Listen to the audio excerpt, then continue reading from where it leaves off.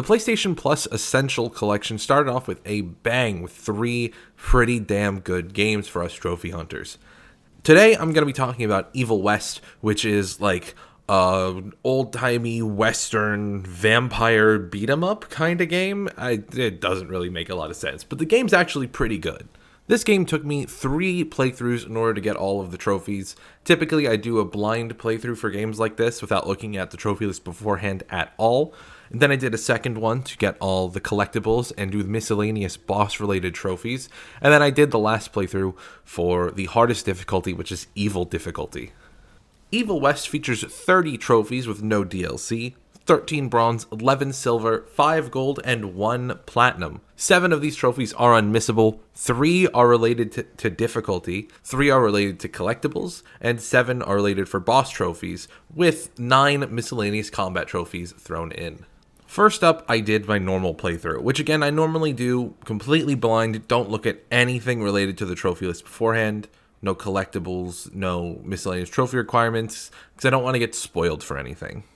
Also, I kind of forgot to record my blind playthrough, so the footage that's playing now is going to be from the New Game Plus Evil difficulty playthrough. So there's going to be a couple of things missing, but other than the trophy pops, it'll be fine. You play as Jesse Rentier, a field agent for the Rentier Institute, which is a secret government group who's sworn to take down all sanguisuge, which is a fancy way to say vampire. Jesse and retired field agent Edgar are trying to stop a train to look for a vampire named Chester to get information on a secret vampire gathering. After thoughtfully stopping this train with the utmost care and precision,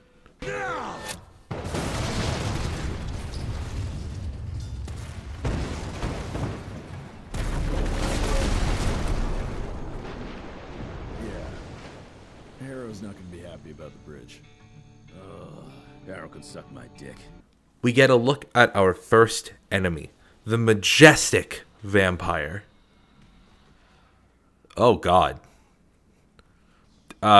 These are ticks, which really are just kind of people with leeches on them. After punching our way through a vampire horde, we get our first weapon, the revolver, which I will proceed to almost never use again after this. Before we can reach Chester, we come across our first mini-boss. This absolute behemoth with more health than he knows what to do with. The mini-bosses are the real stars of the game. While the normal enemies are pretty much the same fight every time, and the actual bosses are really too few in number to care for, the mini-bosses are all really cool and really fun. Each fight has specific patterns that you can learn and abuse, and on Evil difficulty, the mini-bosses are the ones you really need to worry about, but we'll get more on that later. We meet up with Chester, who turns out to be a bit of a pushover after some minor persuasion, and he leads us straight to the gathering afterwards. Upon reaching Belmontville for the gathering, we grab a shiny new rifle to add to our collection. After Chester kindly, and of his own accord, lifts the protective veil in front of the gathering, we earn our first trophy. Pointless Violence is the first trophy I earned in Evil West, and is for performing 15 finishers.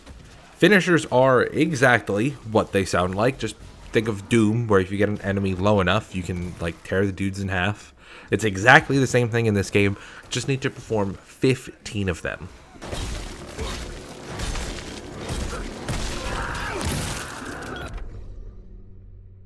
After crashing this vampire party and claiming a souvenir, we head back to the Rentier Institute to say hi to Dad. The reunion doesn't last too long because a bunch of ticks crash a blimp into the Institute that we now have to fight our way out of, netting us a couple trophies along the way. First up, we get Mighty Mitten, which is to kill 10 enemies in a row using only the gauntlet, which is your melee, after obtaining the revolver.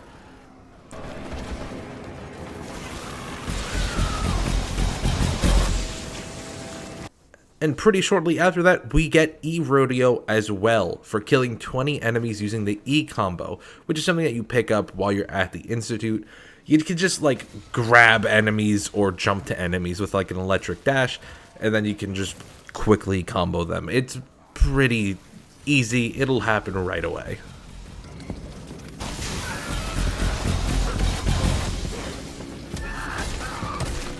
Jesse decides that the only thing to do in this situation, obviously, is to blow up the entire Institute. Because that is a rational thought. The worry is that the vampires might get a hold of all the data the Institute has acquired over the years, but I don't think that really makes a lot of sense, but it also doesn't need to. Explosions look cool. Jesse meets up with his dad again, who's been gravely, horribly injured, but is alive, notably. And Jesse, Edgar, his dad, and James Harlow, who is the main beneficiary of the Red K Institute, all have to escape on a horse and carriage. We decide that with William's horrible injuries, it'd probably be easier to hold up until morning rather than trying to outrun a group of vampires. So Edgar stays with the other two in order to protect them, while Jesse ventures forward to try to clear a path to make it to an area where they can bunker down for the night. Along the way, we end up getting the trophy Chewing Volts for using 15 energy charges. Energy charges are essentially like a mana source for Jesse in this game. A lot of the stuff revolves around electricity, so it's just using electricity for your attacks. There are a bunch of ways to do it. It actually gets a lot easier later on in the game, but I unlocked a skill that let me do like a ground pound for 1 energy charge, and I was able to do 15 of them in this level.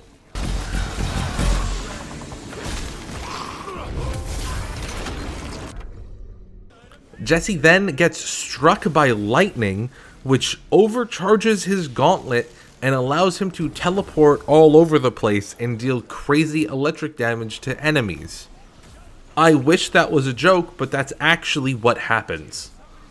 As ridiculous as that is, it does get us a nice trophy. How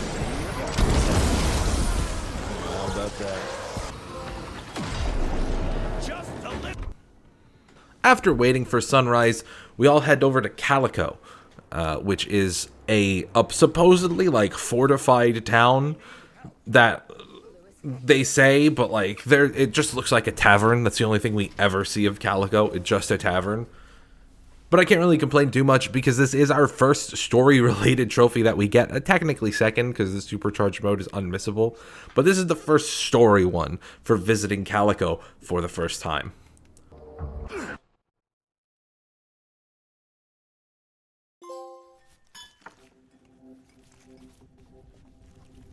After arriving in Calico, we meet up with Emily and Verge, who do everything they can to help us, even if, at times, a bit somewhat reluctantly.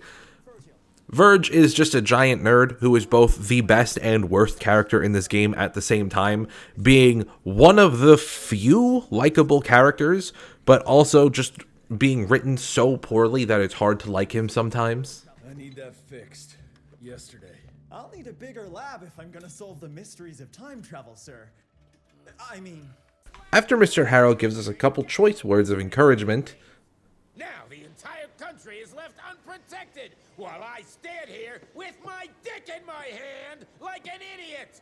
We end up having to save an agent in Calico that's been missing for a little bit before we can end up fixing Jesse's gauntlet, which got absolutely fried for being struck by lightning. On our way to rescue Agent Bloom, we end up getting another trophy for hitting 45 enemy weak spots, which are like the big glowing circles that enemies show with their charged attacks.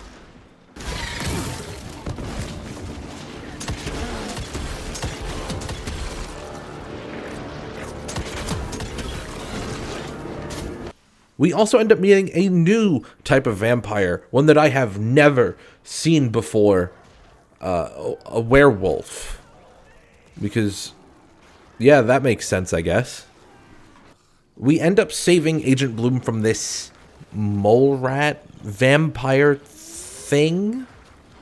Not really sure. That's how I feel about a lot of the enemies in this game, actually. They're all really cool, but they're very, like, weird combinations of animal plus vampire. But we bring him back to Calico, and Verge says he knows how to fix our gauntlet. After a mostly pointless mission about fixing our gauntlet, Jesse and Verge end up finding a giant skeleton, which is really cool looking, honestly. We learn that this creature is an ancient, I believe, Mayan creature called the Mikanak, which the vampires had been using to drain its blood, taint the blood, and then use that tainted blood to infect more people, which is kind of crazy when you think about it. This leads us to our first boss of the game, the Parasiter.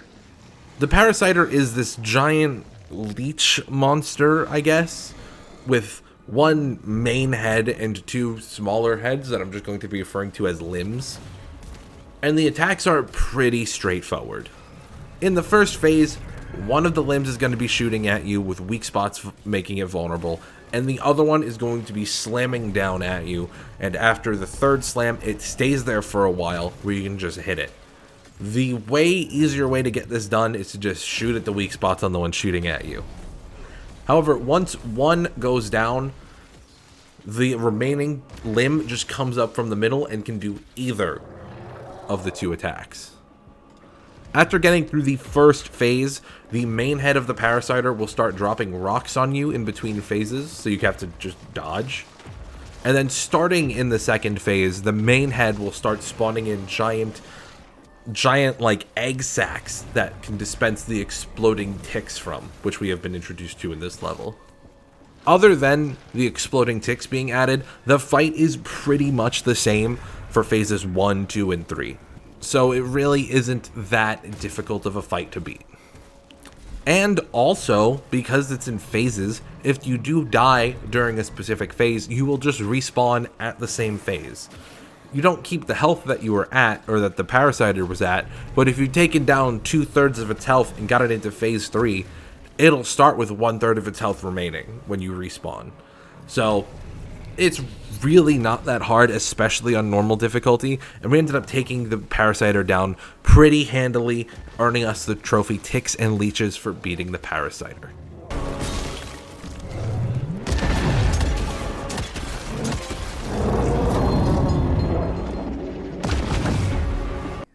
A few missions before this, Jesse and Edgar had a conversation where they believe that the only reason that Jesse's dad was allowed to walk out of there alive was because he actually got infected to be a vampire. And so while Jesse was over here slaying deities, Edgar went out looking for a special flower that is rumored to cure vampirism. There's no evidence of it, which is why it's a rumor, but Edgar is willing to bet his intuition on this one. This is important because their thoughts are correct. While Jesse was getting back from beating the Parasiter, a commotion started happening where William Rentier just started attacking Verge, because William Rentier isn't William Rentier. At this point, he is just a mindless tick. Emily Blackwell, who is absolutely furious because she was not in on this decision, gave Jesse the one more chance to go find Edgar, get this plant, and see what they can do. And if not, they're all done, and they're killing William Rentier, which makes a lot of sense, honestly. So Jesse goes out to try to find Edgar, and they run into the two most awful mini-bosses I've come across. And one of them is just, like, miserable in, like, any game, too. Like, it's one of the worst mini-bosses I've seen. The first one that you find is a giant spider vampire thing, which is really, really annoying. Not too threatening by itself, but it's really annoying. It can fire webs at you that if you get caught in it, prevents you from dodging, which is a very, very big part of the game. But it does have two weak spots that show up whenever it does about to fire its webs. So it's really not that threatening because you can just prevent it pretty easy. The real problem is later on in the game where 2 or 3 of these things can spawn at any given time with more enemies spawning around them.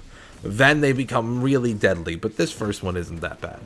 And the second one, which is my least favorite enemy to fight in this game, I barely even know how to describe it. It's kind of like a beehive thing. That's what I think about every time I see them. It looks like it's got 3 giant beehives floating around it. And these beehives, while they're up, shield all nearby enemies. So if you're doing like a big fight and there's a bunch of mini bosses around and this guy shows up, all those mini-bosses are now immune to damage, and as I learned in my final playthrough, not only are they immune to damage, but if you hit them, you take damage instead. So, this thing sucks. Again, this one is by itself, but later on in the game is when it gets really, really, really rough. We return to Calico with the plant, and do seem to manage to cure Jesse's dad, who tells us that Felicity DeBono, who is the daughter of the guy we killed in Chapter 2, who is also the one that's been wreaking all this havoc, is holed up in the town of Dickinson. So Jesse needs to go there right away, is what I would say. Unfortunately, at the same time that Jesse and Edgar get back to Calico, Harrow also arrives in Calico to get a report. He also tells Jesse to do his dirty work for him and head over to an oil factory that he wants to get some papers from. Now, these papers, we find out later, don't actually help with anything and are just Harrow trying to get some money.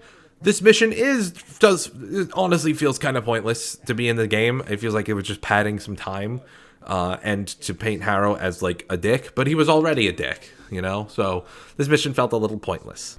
After getting back from doing Harrow's dirty work for him, Jesse heads over to Dickinson, where we find our second major boss of the game, the Birch. The Birch seems to be a leech vampire of sorts, not the same way that Parasiter was. The Parasiter just was a leech. This seems to be a vampire that is controlling leeches. The Birch does have a variety of attacks that honestly mostly don't matter. However, it does have one major attack where it teleports itself to an out-of-bounds area, charges up a super shot at you, and sends copies of itself made of leeches to attack you. The real danger of this attack comes from the fact that if any of these were to hit you, you actually heal the Birch. Any of the Birch's attacks that involve leeches will heal the Birch as well. So one wrong move and the Birch actually heals up some of the damage that you dealt it. It's not a lot, luckily, but still, it is kind of annoying to deal with. The worst is towards the end of the fight, after about, I'd say when it's down to like a third HP, it ends up doing this giant AoE attack that covers the entire arena with leeches, and you kind of just have to run around and dodge them. But other than that, the Birch isn't really that hard. It can just heal a lot. However, the Birch was only a distraction for Felicity to end up knocking out Jesse and making everyone think he's dead and freak out. I don't really know why she didn't just kill him there, but she didn't. Jesse comes to after being helped by a priest who Jesse has sent word back to Calico that he is still alive and needs to meet up with Virgil at another one of his dad's research labs that he has found out about. Verge meets up with Jesse at this abandoned facility to power up his gauntlet again before Jesse heads back to Calico to find out about everyone else. We learn that Edgar, in a fit of rage knowing that Jesse died, went off to try to find Chester again, because maybe Chester has some answers, and probably to blow off some steam with some gentle persuasion again. Jesse and Edgar do meet up with Chester, who welcomes them with open arms. Lads. Wait. I want to go! Ah, what the hell? I was going to tell you everything! Chester confirmed that turning Jesse's dad into a vampire was just a power move from Felicity, which got all the vampires talking. And after saying that they cured Jesse's dad with this plant, Chester freaks out because the plant doesn't work. It just lowers the symptoms. Jesse and Edgar arrive back at Calico to an absolute bloodbath, where, funny enough, almost everyone is actually alive that we care about, except Verge. It turns out William Rentier and Verge were working on something together, and Verge ended up cutting himself by accident, which one drop of blood is all it took to send William over the edge and into a full-fledged vampire, with Verge being his first casualty. Jesse couldn't take this loss. Even though, like, realistically, he didn't give a damn about Verge at all. He kind of liked him, but not like any, like, I'm gonna have a vendetta now. Like, yeah, but Jesse swore that he would take down his father, which leads us to our next boss fight, William Rentier. William Rentier is honestly probably the hardest boss in the game, even harder than the final boss in my opinion.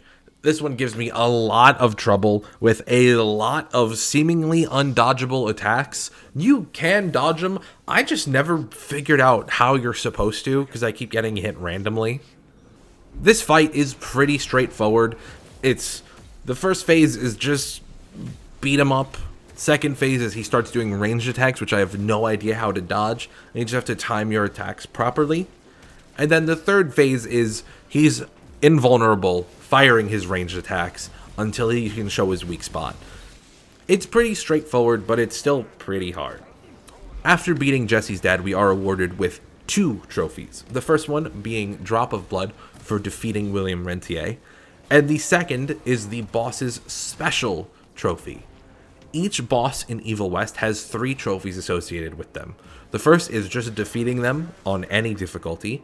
Then there's also defeating them on evil difficulty specifically. And then each of the 4 main bosses also has a secret trophy attached to them. This is the only one that I managed to get in my first playthrough. I get the rest on my second playthrough. But we do also walk out with Father's Day, which is defeat William Rentier in less than 6 minutes.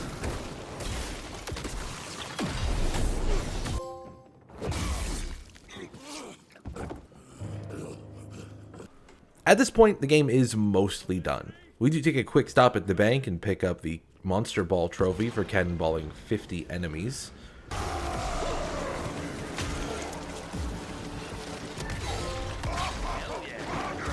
And then it's on to Felicity. Before we do actually take down Felicity, we do have to take down her minions in this theater first, and this gets pretty hard. This is probably the hardest encounter in the game. Even harder than the Felicity boss fight herself. But after making our way through this, the boss goes down without too much worry, and we pick up Ancient Blood for defeating Felicity DeBano, Novice for beating the game on Novice difficulty or greater, and Adept for beating the game on normal difficulty or greater.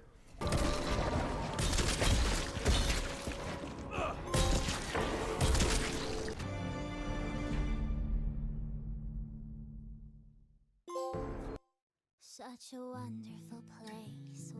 Now onto our second playthrough. This one we're mainly going to be focusing on getting all the collectibles done, as well as taking down all the special boss trophies that I mentioned after fighting William Rentier.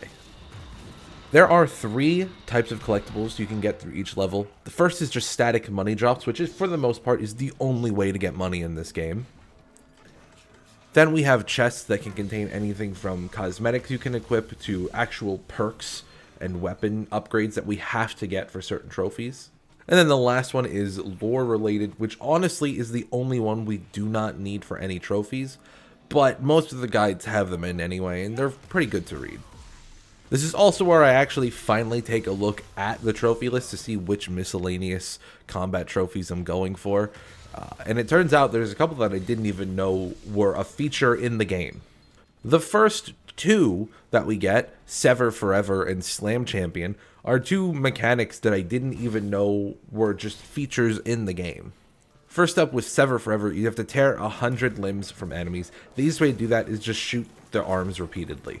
Like, that's about it. You can probably get both arms off of just about every enemy on this difficulty. So it's not like it's hard, but if I knew this was a thing, I would have knocked it out way sooner rather than waiting for my second playthrough.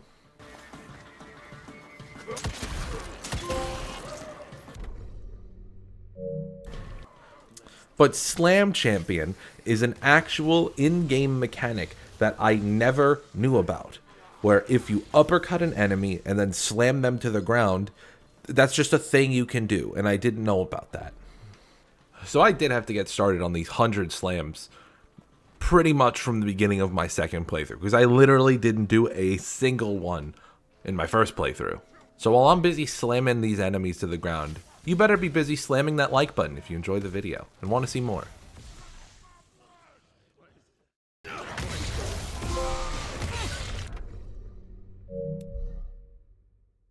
After finally getting through the slams, honestly a bit faster than I would have expected, The only remaining miscellaneous stuff actually is going to take a while. For all of the weapons in the game, there is an electrical augment that you can equip to them. It is the bottom upgrade on their weapon tree.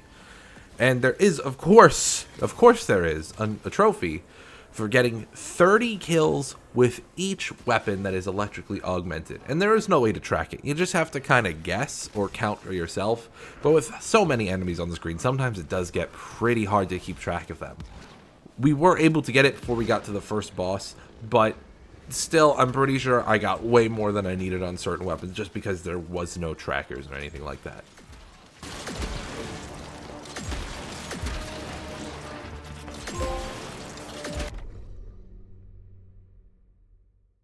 So finally, we did come back to our first boss with the Parasiter. Like I did mention with William Rentier, each boss does have a secret trophy that is attached to them. The Parasiter's one is a little annoying, but really not the hardest, and it is the only one that I managed to do first try on this second playthrough. For the Parasiter, during his second and third phase, the main head can spawn these little egg sacs that spawn into these exploding enemies that show up. You have to beat the fight without killing any of the exploding enemies. Now this counts for either you killing them yourself or them exploding on you. You cannot have either of those happen. There are a couple ways around this, obviously. The first is you can kill the egg sacs no problem, which is the primary way you want to go about doing it. But also, if one of them does end up hatching, the tentacle slams that the Parasiter does do kill the exploding ticks, but they don't fail the trophy. So the Parasiter kills them, and that's still good. You just can't have them explode because of you. And after a very little bit of effort, we pick up the Bio-Friendly trophy for killing the Parasiter without killing any of the minions.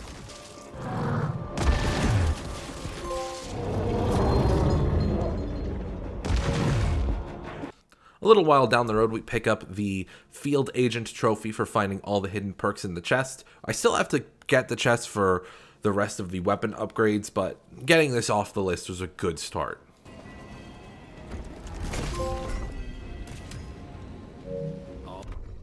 Now we're back to the Birch, and this is, to be completely honest, the most annoying trophy in the game. It's not harder than the Evil difficulty playthrough we have to do later on, but it is the most annoying. I mentioned in the normal playthrough that the Birch's attacks pretty much all heal him if it involves throwing leeches at you. So just to recap, there are the leech mimics that the Birch can use, there are the ranged attack charge up that he can do, and then just spawning in all the random leeches on the ground. Those all heal the Birch. Unfortunately, the first guide that I looked at for this fight didn't mention the third one. So when I was going through my playthrough doing this fight, I didn't know that the leeches could heal him because I was so busy just focused on winning the fight that the leech ended up hitting me and I didn't react because I didn't think it mattered. But that did cause me to win the fight, not get the trophy, and then have to do chapter select to go back and get it.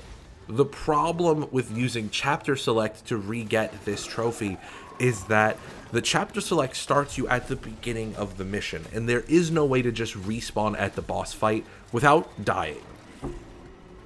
So the first 5 times I did this, I had to respawn and do the entire mission over again. It's not the longest mission in the world, but it still took about like an hour to get this done. A trophy that really takes like, it's a 2-minute fight, not even. But it took me over an hour because I had to get there every time over and over and over again. But after much trial and error, I did finally manage to pick up the Bleed You Out trophy.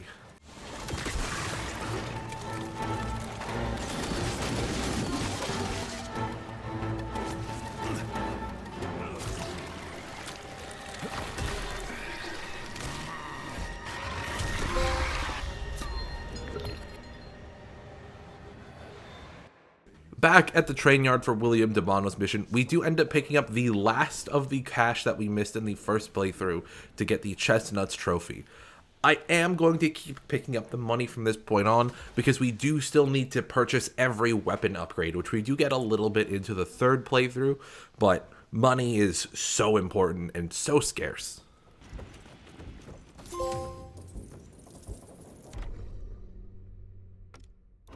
The last trophy we need for this collectible playthrough is to beat Felicity with her special trophy, which is called Best the Beast. Defeat Felicity Debano without using the HP dispenser.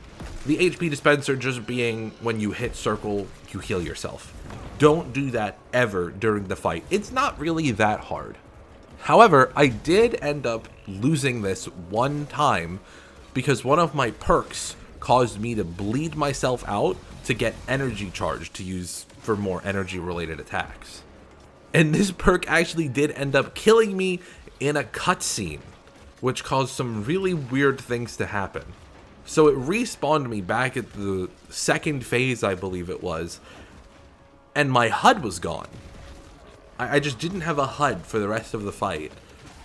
So I couldn't really tell how much health I had, how much health Felicity had. And while it was a little bit harder of a fight, I was able to take her down, and it looked pretty cool without like the HUD in the way. I didn't really look into the settings too much, but I didn't notice a way to get rid of the HUD just from like a quick glance. So being able to see it like this was actually pretty cool. But after taking Felicity down and besting the beast for the trophy, we only have one more playthrough left to do, and it's a bit of a doozy.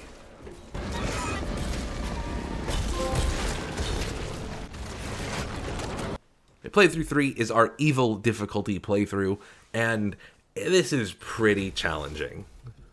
Evil difficulty in Evil West is actually pretty hard, but I am doing this on New Game Plus Plus, so it's not as bad as it could be.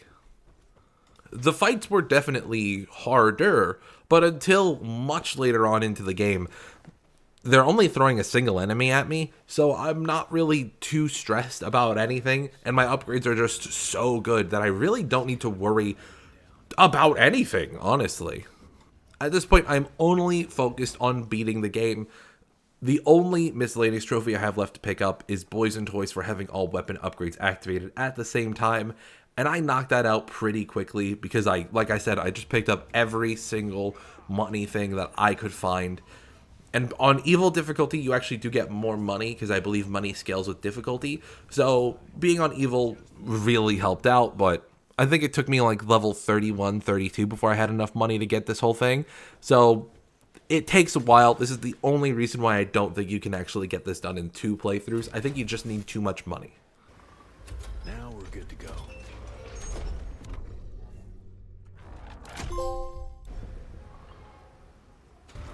In terms of the bosses, the Parasiter wasn't hard whatsoever. I believe I beat it on my first try and got the Minor Deity trophy for beating the Parasiter.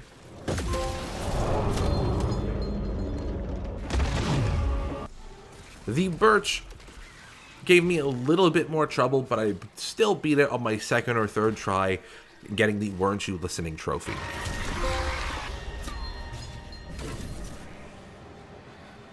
Getting to William Rentier, however, this is where it started getting pretty hard. The fights up to this point were already starting to stress me out, getting multiple mini-bosses thrown at me in every encounter pretty much, causing me countless failures.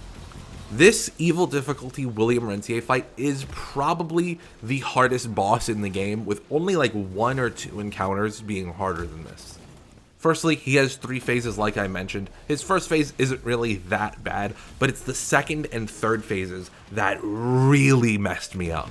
Starting with the second phase, he starts using these ranged leech attacks, which don't heal him like it healed the Birch, but seem very hard to dodge. I wasn't able to figure out a perfect pattern in order to dodge, but they take half of your health every time they hit you. So you can only take 2 or 3 hits before you end up dying.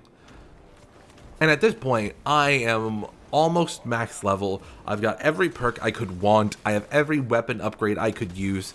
And I was just still struggling with this so much. This is really just like a get good level of boss fight. I tried looking up a guide on how to beat it easier, but the best I could get was just try to blitz him at proper times and he'll go down eventually, which is what I ended up doing. And after all this turmoil and pain, I do end up picking up the Then You Died trophy for defeating William Rentier on evil difficulty.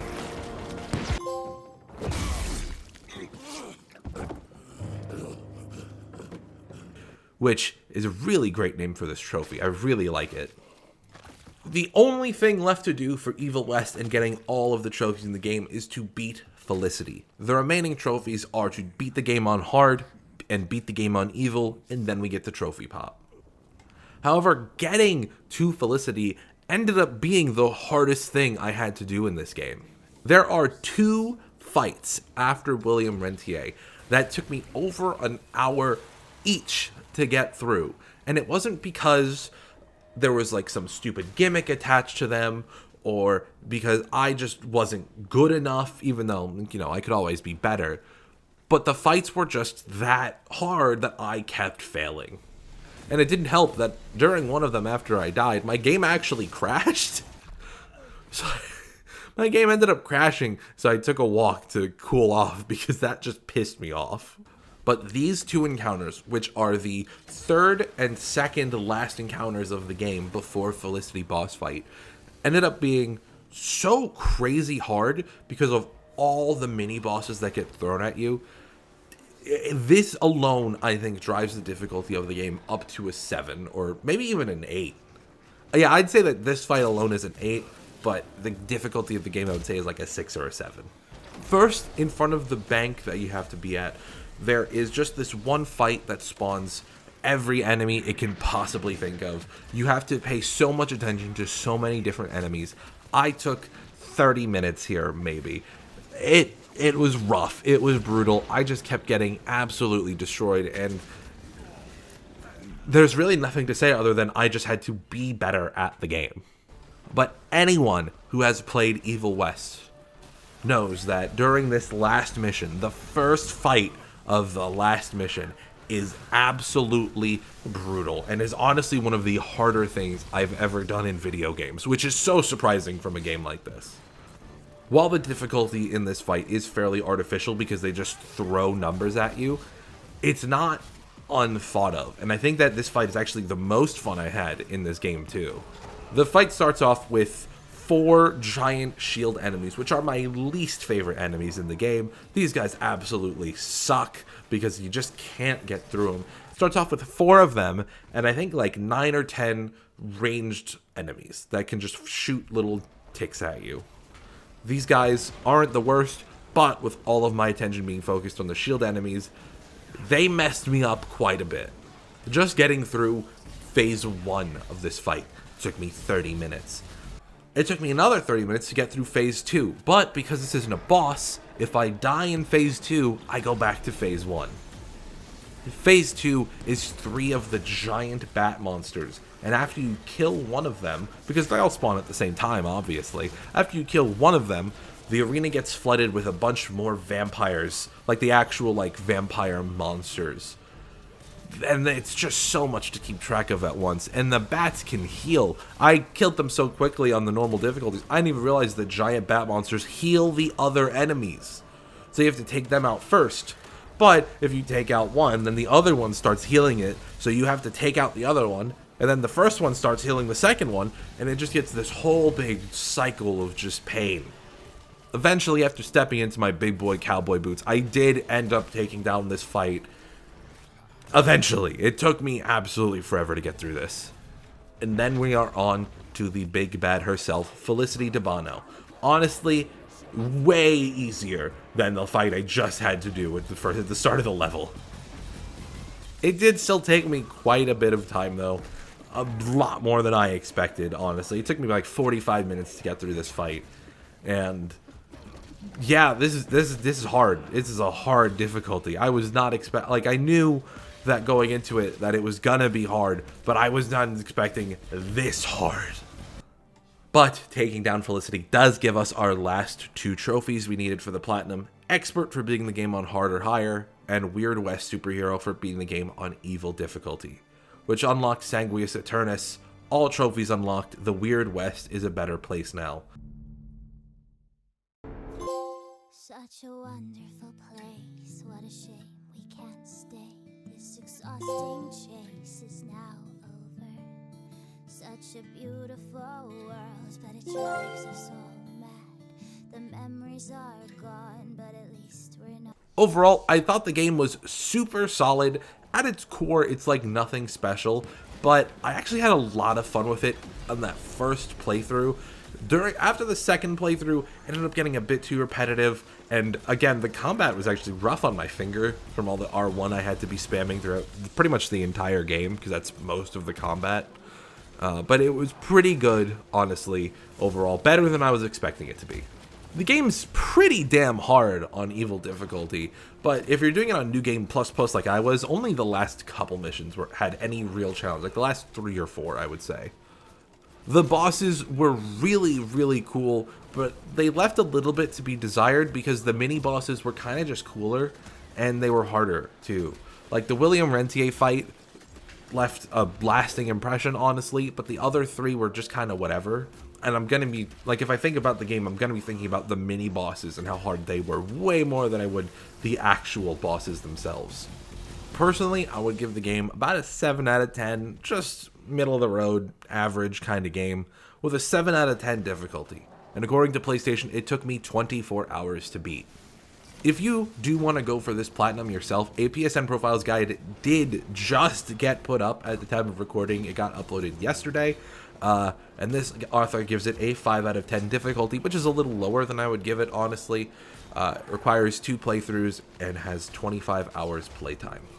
Thank you guys very much for checking out this video. I hope you did enjoy. And if you want to check out some more of my stuff, here is going to be a video talking about this month's PS Plus games and why I think they're actually a lot better than people think they're going to be. Thank you guys very much for watching. I hope you enjoyed, and I hope you have a good rest of your day.